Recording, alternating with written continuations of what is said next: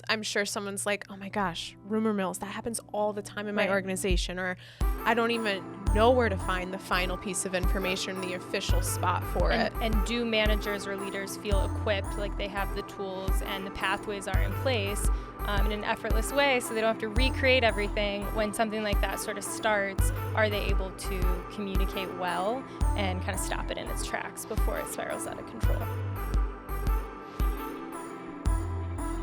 Hey everyone, welcome back to Make Others Successful, a podcast where we share insights, stories, and strategies to help you build a better workplace and help make others successful. Today, we're taking another step down our journey of defining these focus areas in the product that we're developing, another kind of behind-the-scenes glimpse into building that. The topic is internal communication. And so we want to talk through how we imagine companies should communicate internally and how that news should transfer to each other. We'll talk about kind of the mindset around that, as well as some principles that you can stand by. And then how should you prep your technology for this, and how should you get ready for this kind of transition or effort?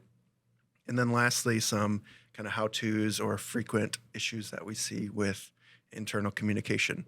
So before we go into it, I just want to say it's been fun to see, as these areas have gotten fleshed out, how it's actually kind of backing us in at Bulb into like kind of a different framing for how we do what we do. It's something that kind of transcends the whole, like it's more than just a product that we're building. It's something that is going to really inform how we work with clients and how we help people improve their workplace. Mm-hmm. So I'll hand it off to Livy to kind of tee up the conversation. Yeah. Well, internal communication, pretty broad topic. And I think it's one of those topics that kind of gets put to the side as, well, of course I know how to internally communicate with my coworkers, my employees, but how do you or Matt, Emma, how would you define what successful internal communication really means within the workplace? Yeah, so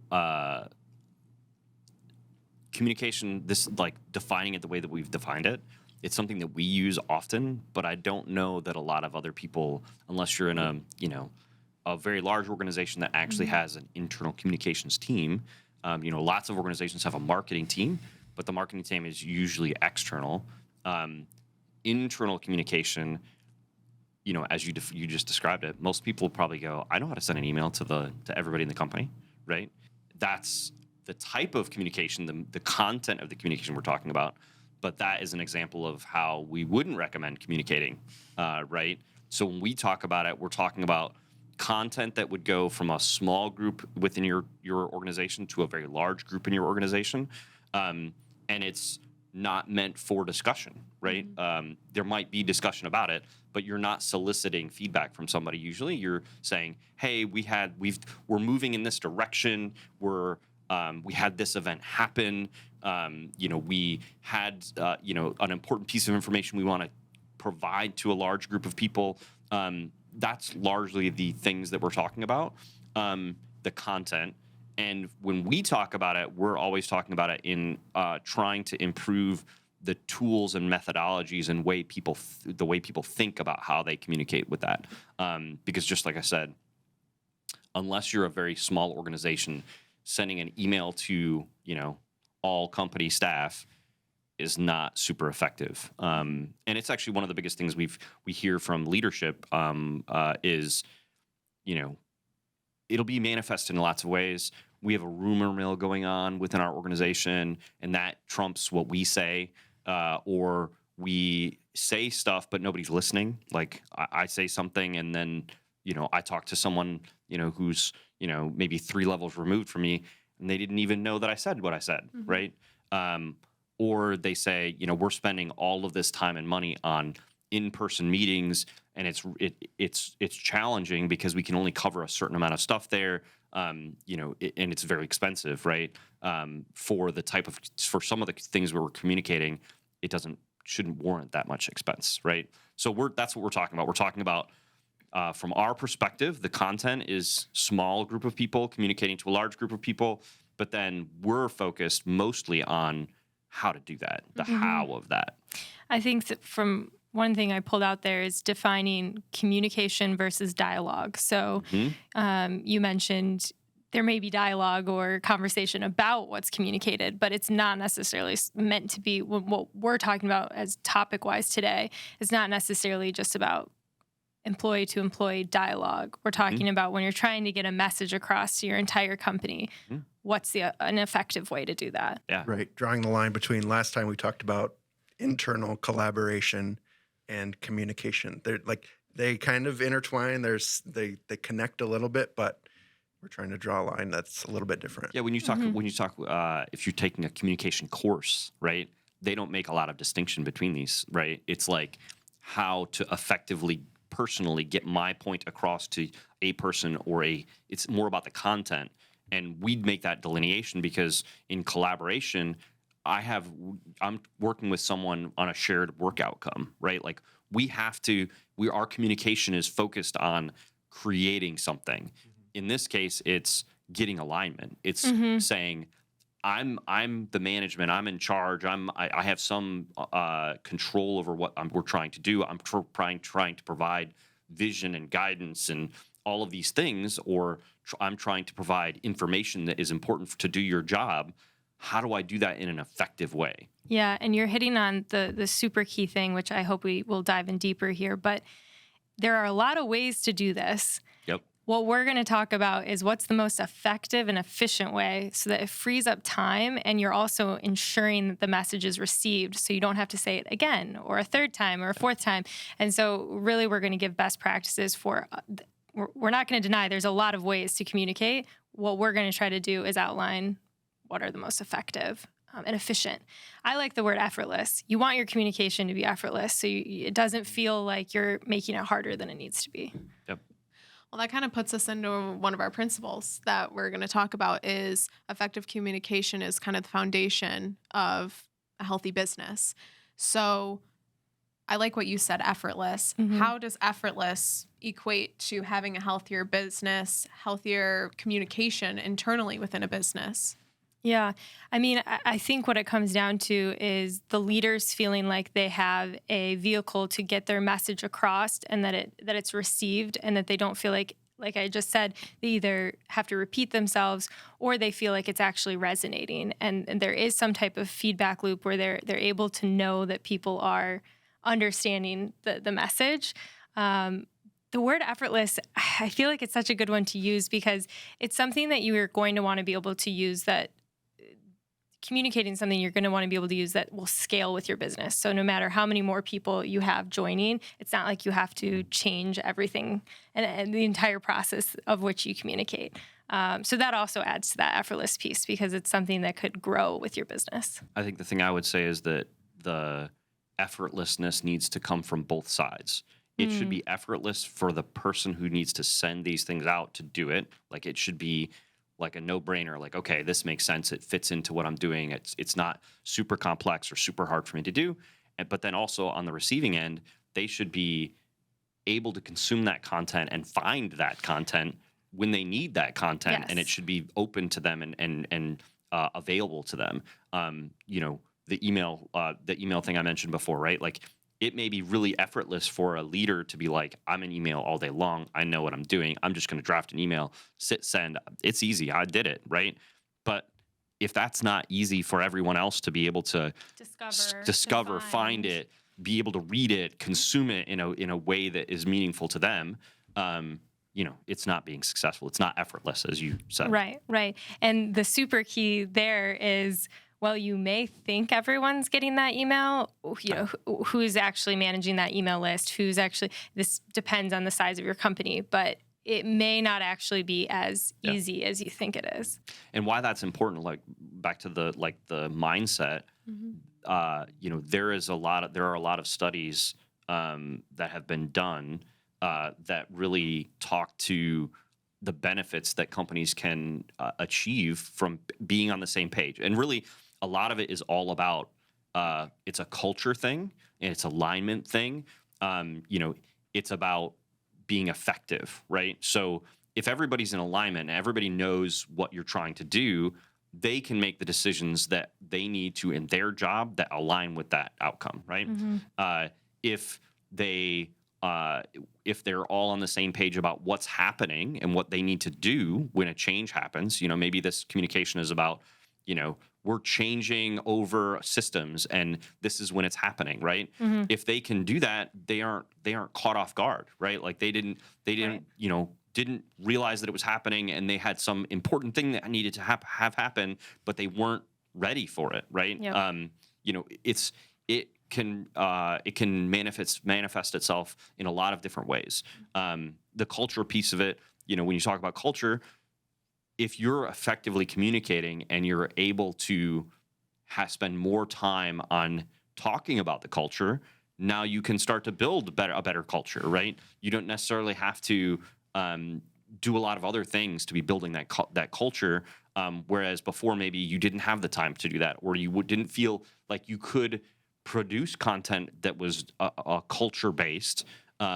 Because it would distract from these other communications. But being more effective with those other communications allows you to do that, right? Right.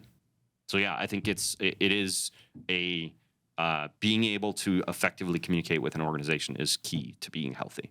So quick story time on what you're talking about, Matt. Not to dip too much into the content side, but an example of working for a large organization that was based out of New York, but had locations in Arizona and Florida and all over the United States. But they had 3 locations in Arizona, and you talked about rumor mills. And it was a situation in which some employees had started to hear that one team was going to get moved from one location to another location.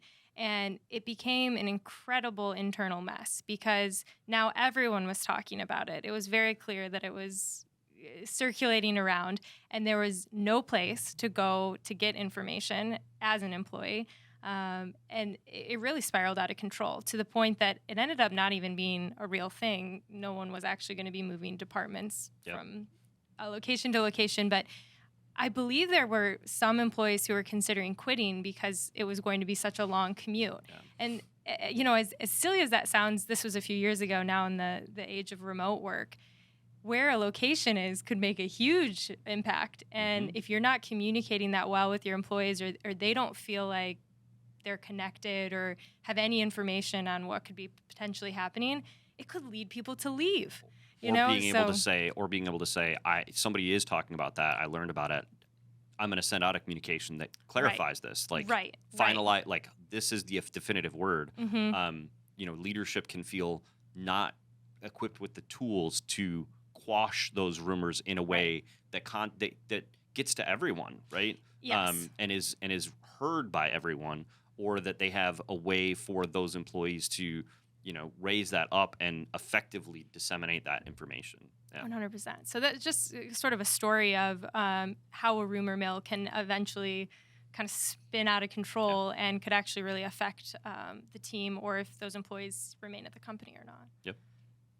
Yeah, I think that's a really good testament to for someone who is listening to this podcast right now is you think, oh yeah, like internal communication, duh. But right. You know how many times I'm sure someone's like, oh my gosh, rumor mills, that happens all the time in my organization, or I don't even know where to find the final piece of information, the official spot for it. And do managers or leaders feel equipped, like they have the tools and the pathways are in place in an effortless way so they don't have to recreate everything when something like that sort of starts? Are they able to communicate well and kind of stop it in its tracks before it spirals out of control? Yep. Right. Now, people listening, they're probably like, the wheels are turning. And to kind of wrap up our mindset section of this is 2 things tend to happen is they either want to implement a perfect and effortless internal communication overnight, which we know that's one of our mindsets, like that's not going to happen. Or in their head, someone may think, I know the best way to internally communicate. This is what works for me. But really, we're trying to shift that mindset to what actually works for everyone and what's most effective for everyone. Yep. And what's kind of the first step with like adopting and accepting those 2 frames. Realities. Yeah. I think there's 2 pieces that I would want to highlight. Number one, it is, you know, it is true. A lot of this stuff is really a mindset thing, right? Like having an eye towards this, because it's going to take time. Like changing the habit of doing communication that you've done for 20 years the same way and choosing to do a different thing, it's a habit, right? Both for leadership and for employees, right? If employees have the habit of saying, the only trusted source I have is my manager, so I'm always going to ask my manager, or my only trusted source is HR, so I'm going to always ask HR, a person. We talk a lot about knowing who to ask versus where to go. You know, it's going to take a long time for those habits to change. And the only way to make those habits change is to try to continue to be consistent. So consistency in, you know, checking yourself in regards to, you know, how what has been working, what do we want to continue to do, what hasn't been working, and what should we try to make work, right? So it's all about allowing yourself to recognize it's not going to change overnight, and that's okay, and that happens everywhere. And it may take years to get to really where you want to be, the end goal, but knowing that that's okay, right? And then the other piece of it is not everything works the same for everyone, right? You have organizations that have 80 to 90% of their workforce are office staff, and they're at a computer every day, and they can use certain technologies very well. You have other companies that have potentially staff that are always on site doing something, right? Things are going to work differently for different people. Technology isn't going to work for everyone all the time the same way every time. Just because it works really well for one company doesn't mean the exact same thing will work for you. The things we want you to remember are that technology is changing tremendously in this area. It has been changing tremendously in this area over the last, I would say, 15, 20 years. It's going to continue to look at what's best for you and your organization and the way that you communicate, right? If you have a workforce that is constantly remote and disconnected and in places that doesn't have internet, come up with a different way than, using, some organizations might say, an intranet is my solution. I'm going to do an intranet. That's great. That's awesome. And that might work for some part of it. But because of the remote nature of your employees, you may need to institute other procedures that would help in addition to that, right? Because of the way your workforce is. And it's just the way it is, and that's okay. Yeah. There isn't a one-size-fits-all. There isn't this works, this isn't cookie cutter. There's probably 50 or 60% of it that is like, yeah, these are like no-brainers. Everybody should do it no matter what. But then there's the 40%, the 30% that is like, yeah, do what works for you. I think we've worked with a number of different clients who may have majority of their team members only accessing business through their mobile device. So when you think about that and you're trying to optimize communication across devices, if you know that 60% of the people on your team are likely only going to be reading it from their phone, think about that. This kind of transition into principles, and Matt brought it up, is sending emails. And something new that when I started here, and now I can't even imagine really going back to internally emailing unless absolutely necessary, is we are not big fans of internal email and emailing one another. So this is kind of putting us in our principles, but let's start there. Yeah, Why don't we do it?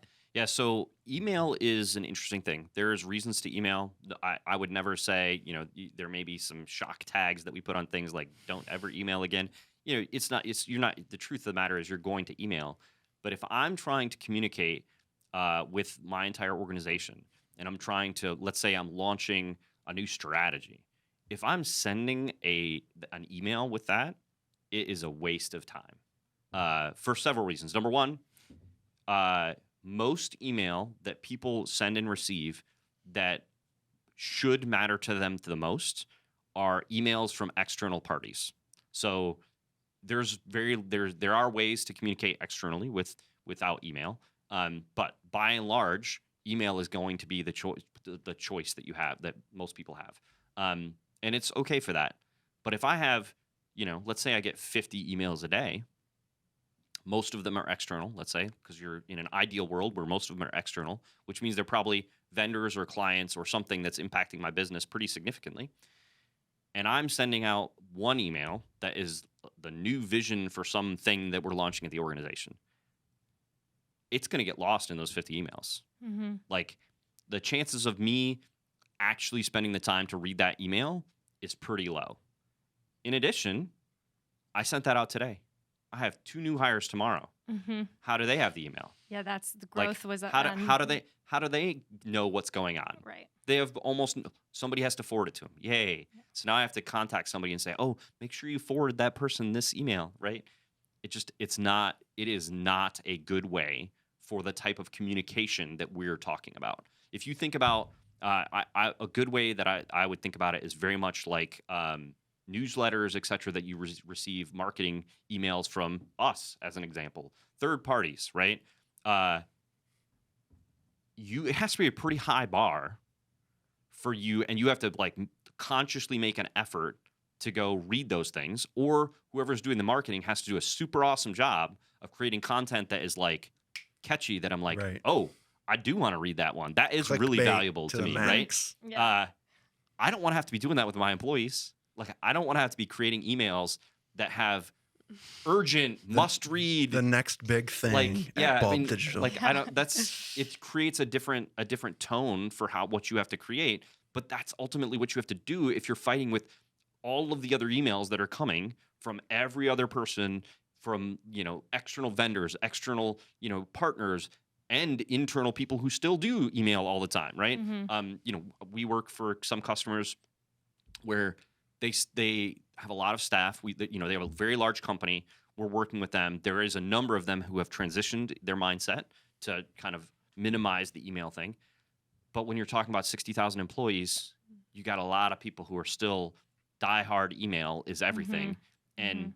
And, it's a lot. Like, there are people who are getting hundreds of emails a day. It's very difficult to cut through that noise. Yeah.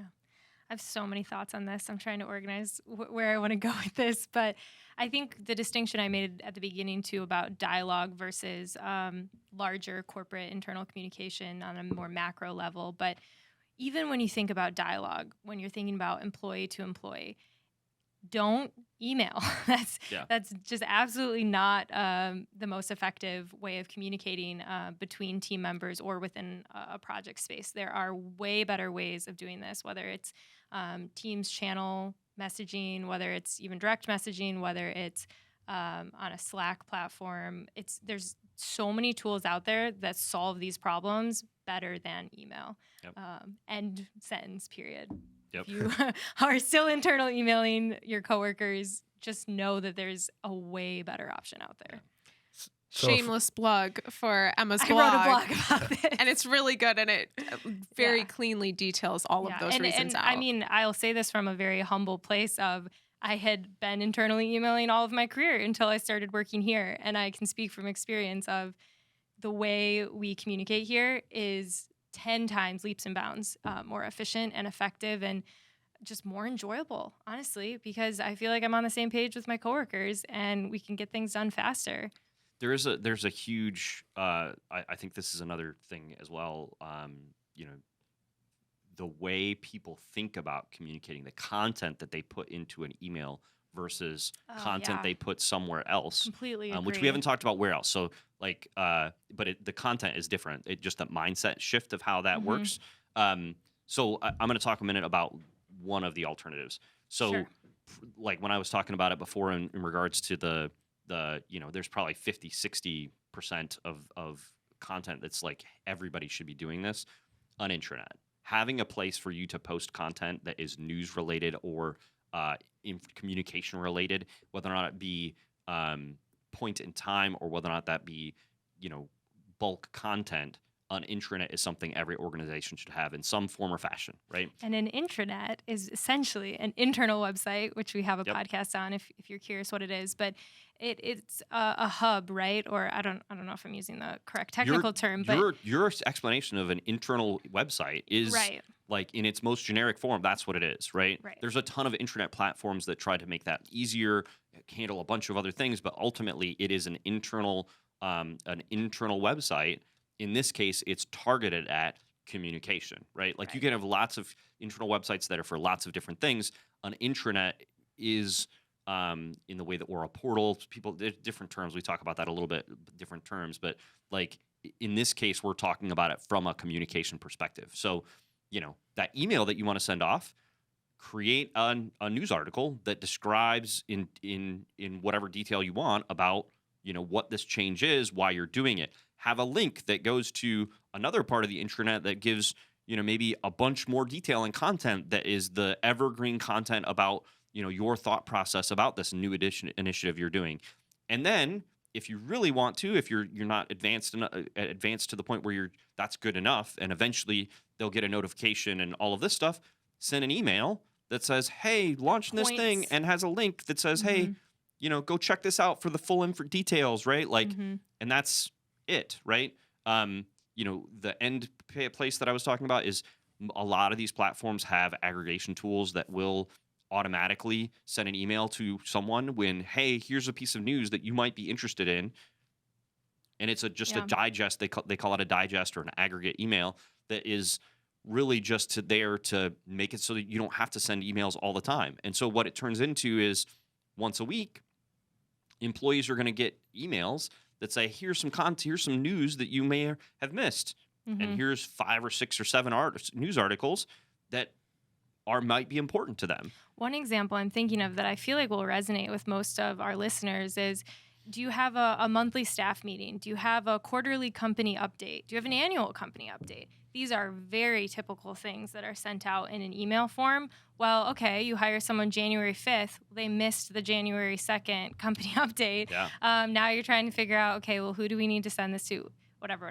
We can go down the rabbit hole of it. But the other beautiful part about putting something like an annual or quarterly or monthly is that then you have the history all in one place. So if someone wants to see what happened last month, well, guess what? You can also see what happened the month before and the month before that. And it paints this beautiful picture without actually having to sit down.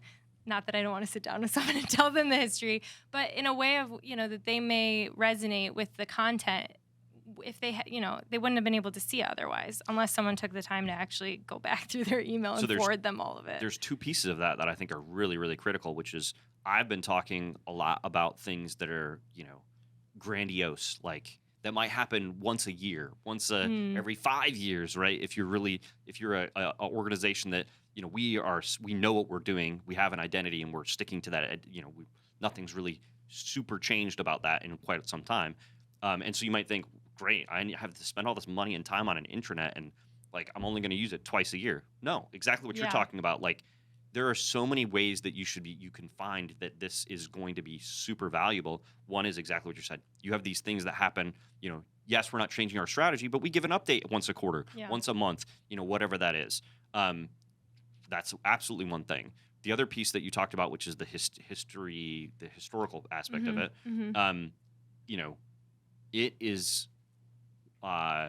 life-changing for an employee to be able to join day one and spend time in the evening or time, during the day, whenever that is, to go look back and catch up on what's going on, right? And something that somebody forgot to mention to them in their orientation, they all of a sudden see it and ask a question about it, and they're more in line, more in tune about the thing that happened 2 weeks ago, 2 months ago than ever. You could never fill that gap without them choosing to do that. I'll give a firsthand example. We just hired a videographer, Benjamin here. He's sitting behind the cameras, hiding from us. But he asked me a while back. He said, "Oh, I went through the history of this marketing channel that we have where we keep all of our communication about marketing." He said, "I found this video, and it talked through some concepts that we wanted to try.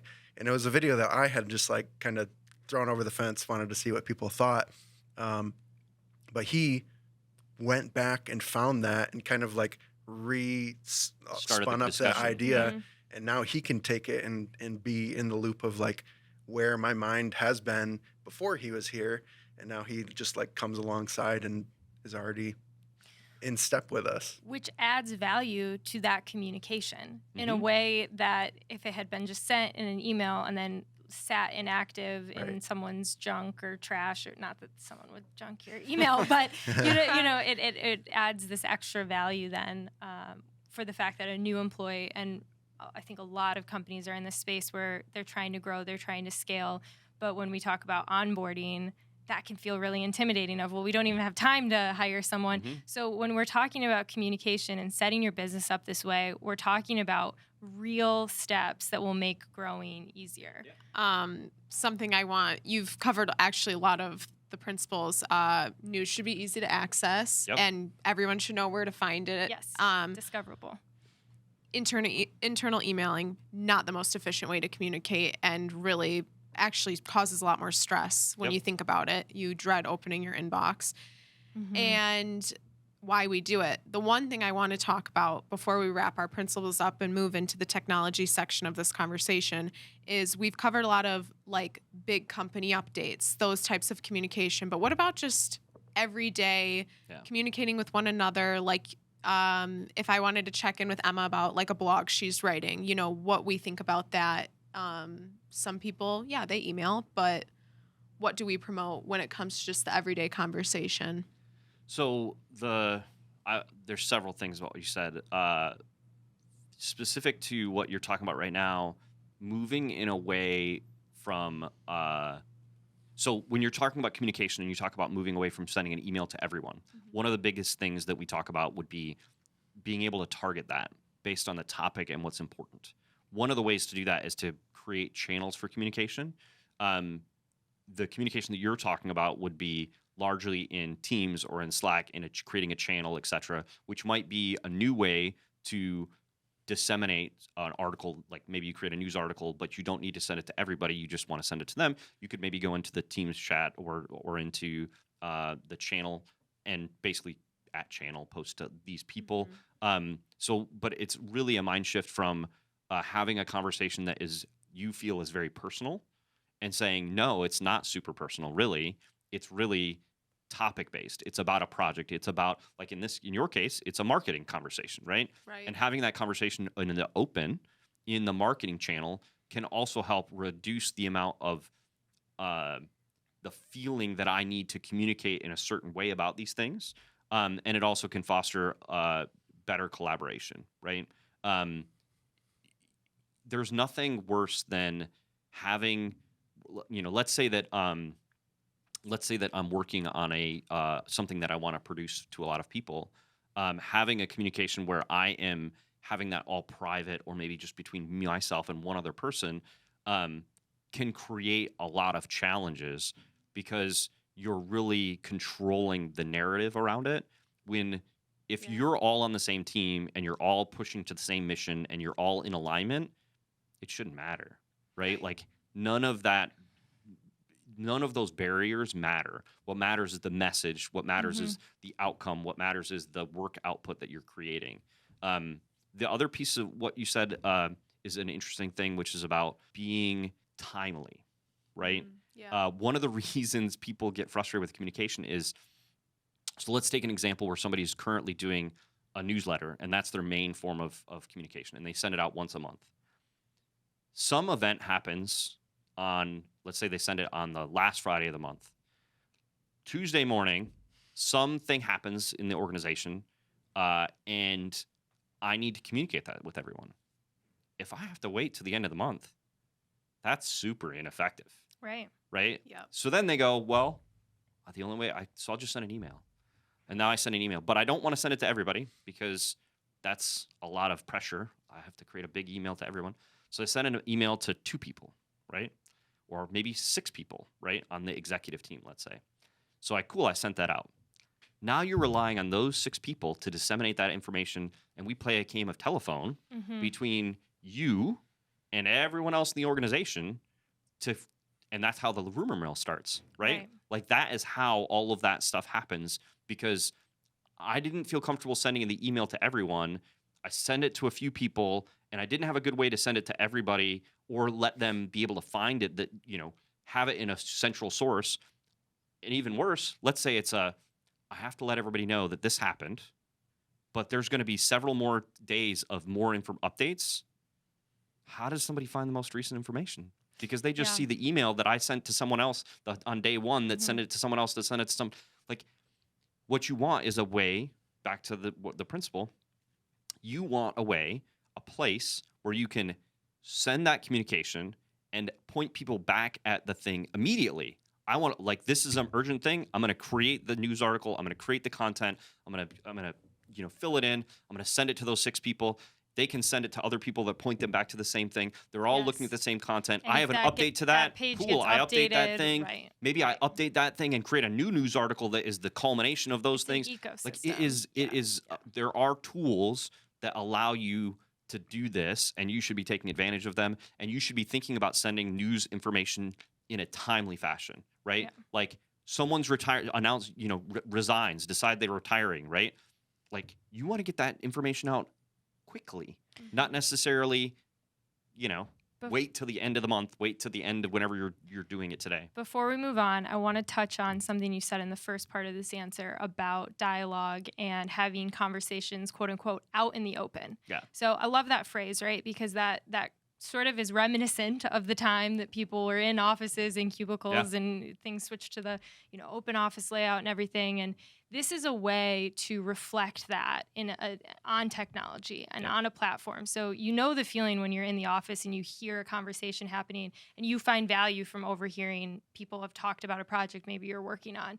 This is the way to do it in a remote way, in a technological way. I don't know what the word is, but is to have a project or topic-based channel or conversation set up on a platform, whether it's in Microsoft, whether it's on Slack. There's different tools, but this is the way, if Livy's checking in with me on a blog or something like that in our marketing channel, if other people overhear that maybe I'm not going to hit a deadline or something, someone else has a chance to then step in and help with whatever it is on the project. But if we had that conversation in our own direct message, then other people wouldn't know. It's the same thing in an open office layout.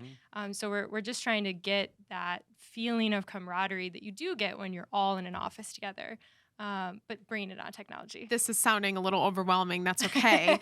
But also, we have another podcast where we talk about internal collaboration, episode 20. And that kind of breaks down, I think, creating those safe spaces for internal communication, spaces that are not necessarily all private conversations, and it kind of like lays the foundation. So definitely give that one a listen. Yep. But we kind of segued into the technology part of it, which is our last part, and it's creating not necessarily an intranet, but a spot where employees can go within any spot of your organization, whether you're in office, not in office, doesn't matter, where they know they have reliable information and it's accessible and it's easy to get. Yeah, so I would say if you don't have an intranet, you should 100% investigate what it would take to get one. Yep. There's a number of technologies that can do it. The one that we specialize in is SharePoint in the Microsoft stack. There's a bunch of features that would be important for those tools when you look at it. And I would say that in addition to that, Teams, Slack, that one-to-one, one-to-many tools is definitely a piece to look at, and the integration between the two, between the intranet and those tools. Email isn't going away. There's still people who are going to be using email. Your focus in regards to email needs to be how can you best utilize email in such a way that you are not putting all of the important information into the emails. If you are still using email, like, great, I created an intranet, but you just take the content from the intranet and copy and paste it into an email and send it to people, that's not good.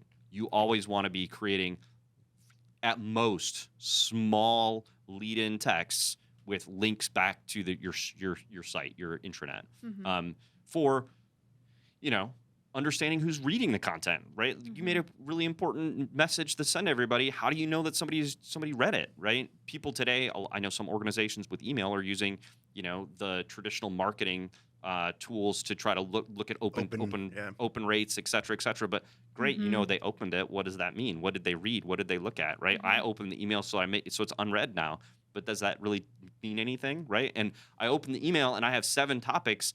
Which of those 7 topics did I actually view, right? Right. Now they're actually separate articles. I can know which one of those things people engaged with and looked at. Right. I was going to say my hot take on the entire technology piece is, okay, that can be great. Let's say you have an intranet already. Well, you've got the technology, but like what you're getting into, Matt, how do you know people are actually using it? Or let's say, which we've had clients come to us with this before, they've had an intranet for 10 years. No one ever trusts the information on it. No one ever posts. Yep. It's not updated. Well, they just ask me anyway, so what's the point of it? So there actually needs to be a cultural shift that happens in parallel with a rebranding or a refresh or any number of things. But the cultural shift is very key. And one of the things you can do is when you post information there, you have to build the trust of, hey, this is going to be updated and you need to be consistent about it and it needs to be correct information. But instead of just answering people's questions, send them a link to the content. And this is something you've talked about a number of times before. Yeah. Like everything you said is great. If you are in an organization today where you're like, we have an intranet, but it's useless. No one uses it. Yeah. I would contend that you fall into a couple different categories. Number one, you don't understand what the capabilities of an intranet are. We have several places where we've went in and talked about intranets and they have in their mind that they have one and they show it and it's a page with 75 links. That is not an intranet. Yeah. Right? Yikes. Well, technically it is an intranet. It's an internal web page. It's not useful. But there's no point to it. The other piece of it is we have an intranet, but we didn't organize it very well. We didn't have the tooling, didn't have a way to do news information. And so I felt like the only thing I should put on there is policies and procedures, but that's super great, but I'm not going to send an email out with just a link to a policy. Yeah. I want to give context. Yeah. Or only new employees read it for the employee handbook, correct, and then they never use it again. So you're right. It's a cultural shift. It's also a reassessment of the technology, right? Like maybe you're on a really old version of whatever this intranet platform that you're using is, and you really need to be on the latest. Yeah. But then the other piece of it is, I think, really where you were driving to, which is the cultural, like, it needs to be a focus of your executive team and your employees to say, we're going to make this shift. I talk to HR people all the time. So there's several different ways an intranet is useful. One of the ways is, I have questions about HR stuff and where do I go to get the definitive answer? They're doing, 60% of their job is somebody's asking a question and I'm responding to that question and I'm going back and forth about the question. We get in and have a conversation and really explain the benefits. They transition to say, every time you ask, the first thing I do is send you a link to the content that's on the intranet. And if there's not content, I make content on the intranet. I either make it now or I put it in the list to get made and put on the intranet. And in 3 months, I have way less questions because people know where to go to find the information. When they're on the page looking at the answer for their original question, 6 other questions may be answered or exactly. Or they know where now to get the answers for the 6 other questions. And I would say from an employee perspective, I feel like this is a pretty what's the word I'm looking for, where everyone feels the same way. Universal. I like to be able to ask questions in an autonomous way so I can find the answer. It's empowering. I don't like having to bug people about my questions all the time, which is probably a topic for another podcast about asking for help. But it is one of those things where, especially when you're new or you're moving into a new role or onto a new team, you want to be able to work autonomously, and this actually empowers your employees to discover the information, which, I mean, we could go down a lot of roads for what that does to an employee's motivation or encouragement at work, or just being able to tackle things and feeling equipped at their job. So for all those reasons, I would definitely recommend doing an intranet. So again, technology is the focus of this particular part of the conversation. Intranet, that would be one technology you definitely should be looking at, like direct message communication platforms, which would include email I would consider part of that, but it's really, the ones that we would recommend you focus on would be Slack, Teams, things like that.